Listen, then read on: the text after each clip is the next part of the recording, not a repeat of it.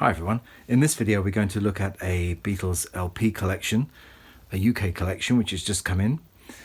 You might have seen the singles from the same collection in another video being unpacked, and I thought I'd take you through these because these are in excellent condition and there's some pretty interesting variations along the way as well. First up, of course, it's Please Please Me. This has the small stereo indicator on the front, so it denotes a later pressing. It's got the flip back, so outwardly it looks 1965 onwards.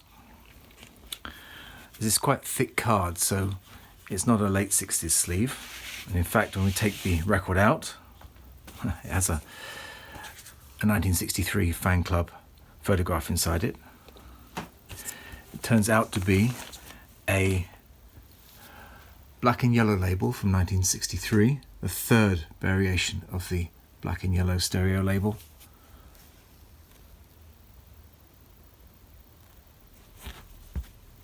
With quite early 1GO 1T stampers.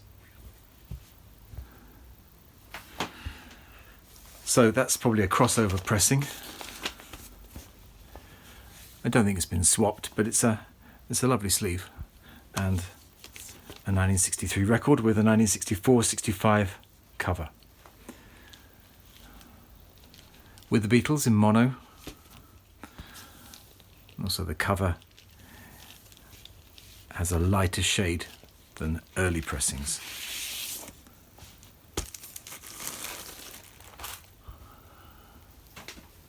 The record is the most common -7N matrix, but it has an interesting label variation text layout on side 2, most notably in this line where it says 5 Devil in a Heart. In most other pressings of this era, this is split onto 2 lines. Nice crisp original inner sleeve.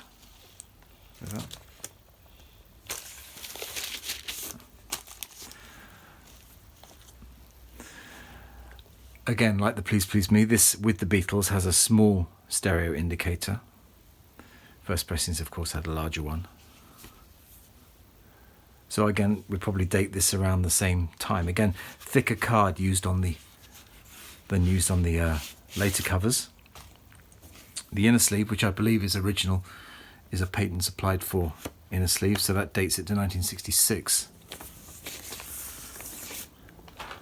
Inside we've got a first pressing disc, very early pressing with the Jobet publishing credit for the song Money. I think the story goes that by 1966 they'd run out of covers, but they still had a lot of first pressing stereo discs left. It wasn't a big seller in stereo, and so when the new sleeves were made with the small stereo, they just put first pressing discs left over from the first pressing. EMI never wasted anything. They reused it and matched things up much later on. This is a mono A Hard Day's Night. Again, all these have really nice clean laminates, and I think from a non-smoking house as well, because none of the backs are yellowed or stained, as most often they are from this period. This is a mono pressing with a slightly different, smaller, more condensed text layout on the labels. And first pressing because of the parlophone worded rims.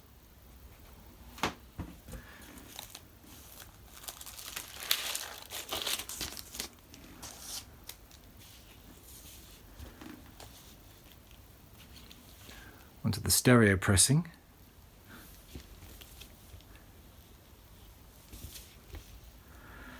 It's like an early one, and is indeed a first pressing with the chubby label font there on both sides. Perhaps the hardest to find of the early 60s stereos, especially with this particular label, and in good condition. This one isn't as good as the ones previously. Maybe a VG Plus, but it's got some wear on the edges and corners. Here's a better condition stereo copy, again with a mid-size stereo indicator and flipbacks. Again, it's a patent supplied for inner sleeve which dates it to 66,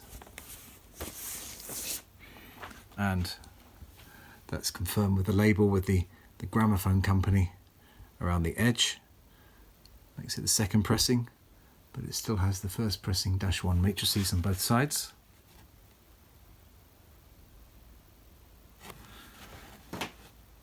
It's in much nicer condition than the first pressing which went before.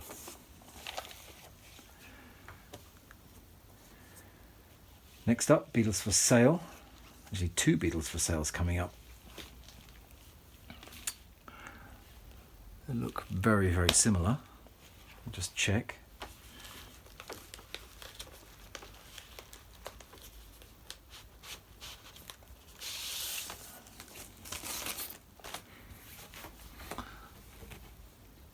There we go, that's the first pressing with the sold in the UK and the Parlophone rims. It's nice condition.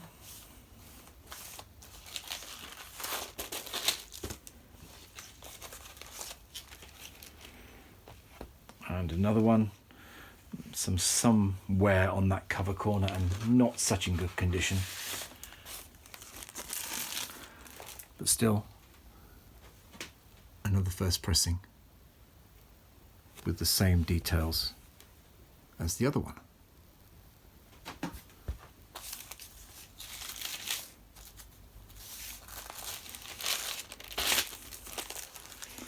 But on both these, the hinges of the covers have survived really well, because they were the first things to get damaged. But as you can see, it's down here and at the top. There's no tears or anything there, and still got some well-defined pinching at the top and the bottom ends of the cover.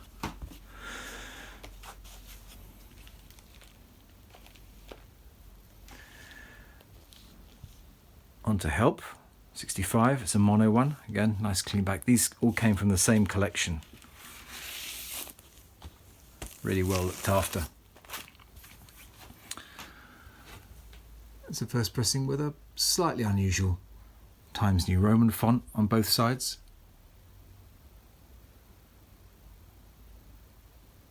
Again, not much play, just a couple of spindle marks on that side. And a few on this side too.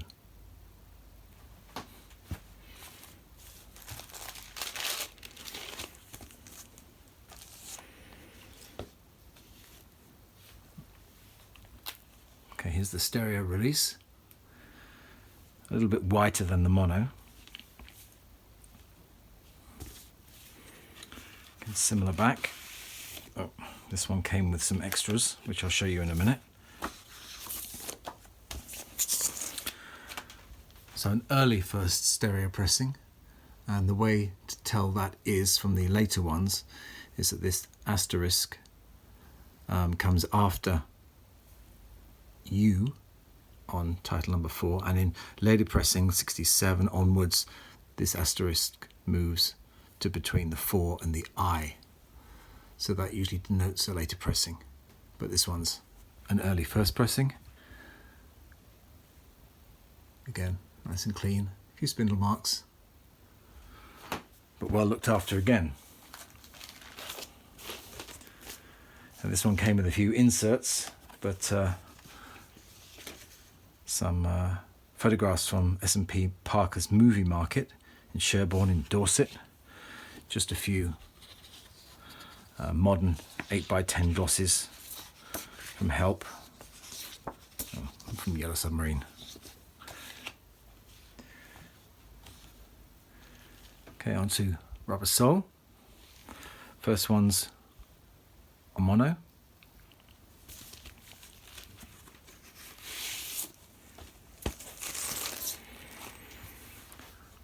So, looks like a first pressing. Let's check the matrix, that will tell us. Let's see if I can point that out there. There it is. 606, no, it's not 606, it's 579-1. And on the other side, -1 2. Again, not much play. Nice heavy disc, nice condition.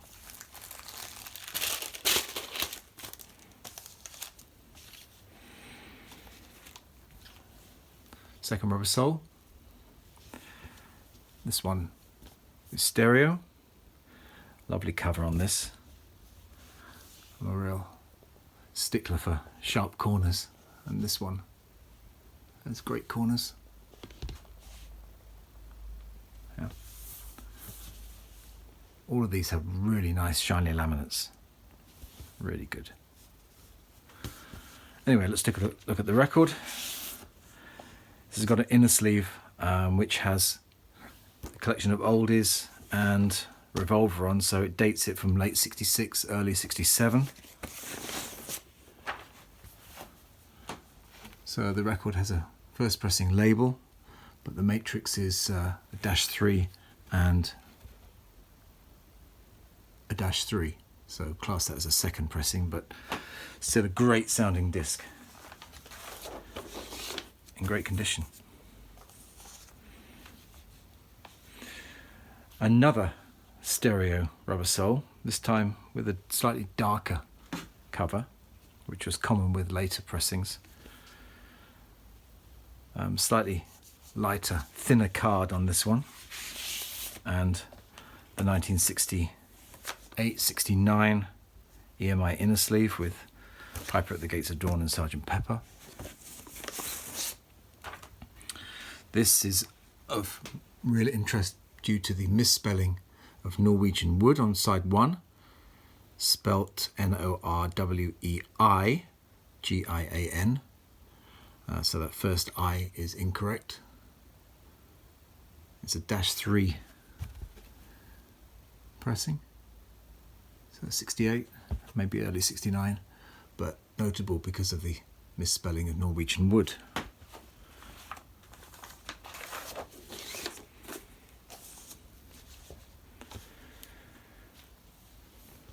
Onto Revolver, mono, Garin Lofthouse sleeve, and period correct paint and supplied for inner sleeve.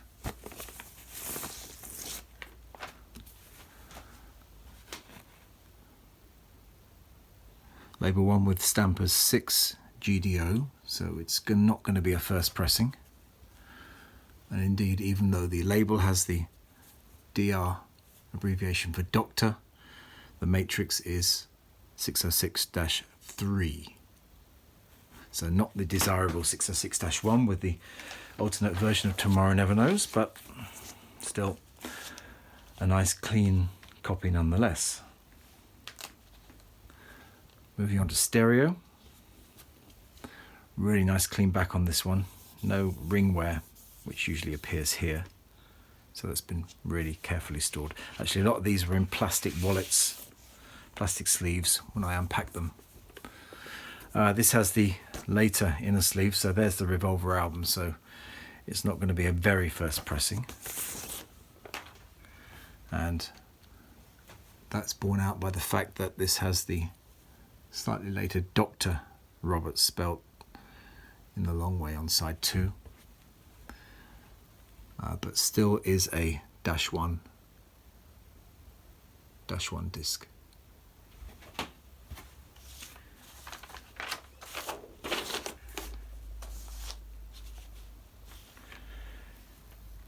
Next up was Sgt. Pepper.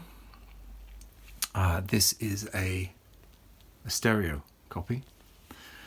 I think this might have been a stereo sticker. I think it was blue with white writing on the front, but this one's obviously been removed, unfortunately.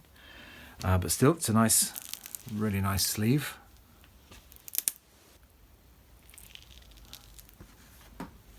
It's a regular width spine, not a wide spine. And there's some other bits in here too. This is some pages from a UK TV listings magazine called TV Times, on the occasion of the 20th anniversary of the album in 1987. The television programme, it was 20 years ago today, was shown, and they added this piece of paper to tell everybody who was on the cover. I've seen quite a few copies with that inside. It was a popular thing to keep. I'm not sure that's related to anything. Oh, there's an advert where you could win a CD player with the recently then released CDs. The record is a very nice first stereo pressing. Can't see any spindle marks there at all. And more pleasing still is a very clean red and white inner sleeve, which are very difficult to find in that condition.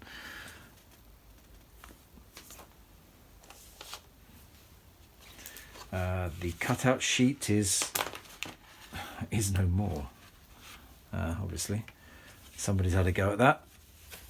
Did what it was meant to be used for. Cut out your favourite bits into the postcard, the badge, and the stripes, and yeah, there's George's head has come apart there. Never mind. Next up, onto this white album. This really is a spectacular copy. It's so white and clean.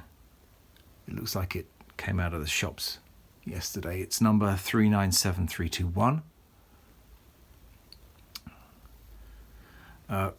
White albums, stereo white albums with the stereo indicator, started being numbered originally at 300,000. So really, or was it 350,000? So it's quite a low number in stereo terms, but really fantastic corners on this.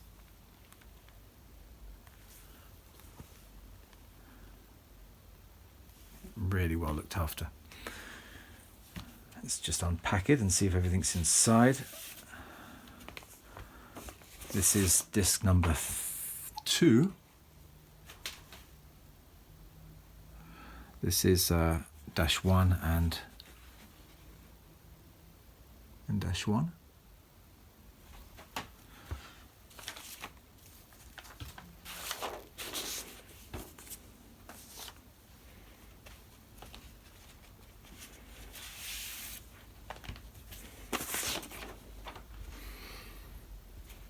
Disc number 1 is, it's actually -1,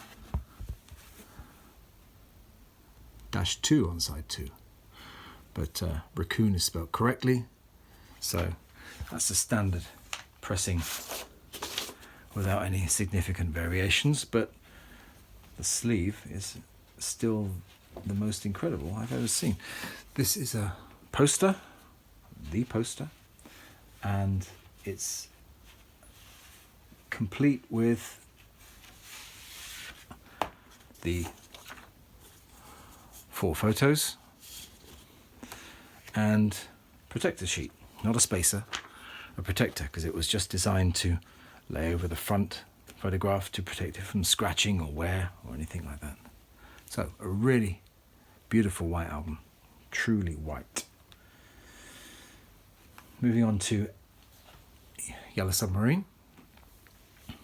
This is a really early stereo copy without any printer's credit or patent numbers on the lower flip back. The card they used for these first pressings was a little thicker than later pressings, and it had a tendency to sort of go a little bit yellow naturally. This one also has a bonus inside. This looks like a contemporary article about the film, probably from a Sunday supplement magazine, Sunday Times, Observer, something like that. I'll have to have a look, but it's nice to have. The record's in its original black inner sleeve, which is again really nice, and see the -1 disc has hardly been played.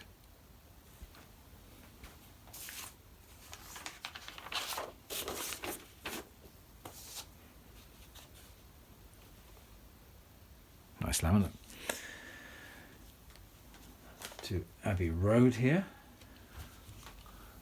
This looks a bit worn, this sleeve, not as nice as the other ones, but it's the one with the misaligned logo.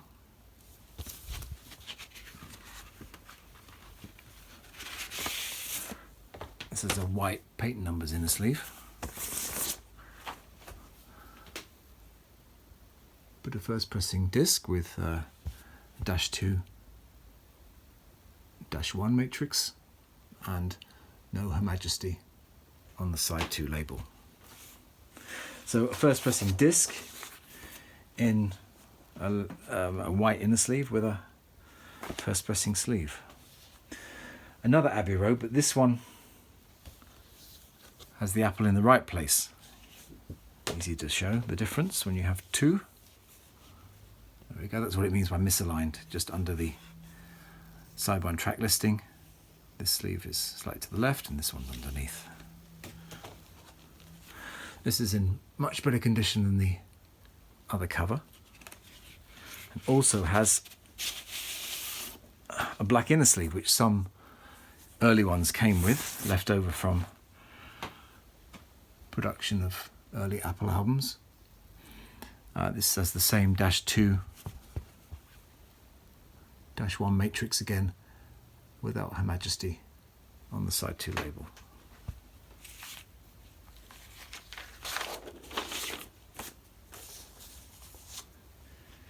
And finally, not released in the UK at the time, not until '76 at least, this is an American copy of Hey Jude, as it says on the spine.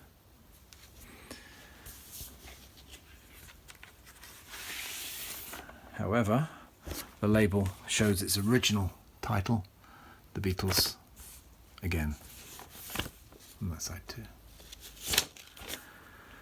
So there we go, that's a really fantastic one-owner collection just come in. So look out for that on our eBay site or on our website, parallelogramauctions.com. Thanks a lot for watching, and I'll see you again soon with some more exciting records.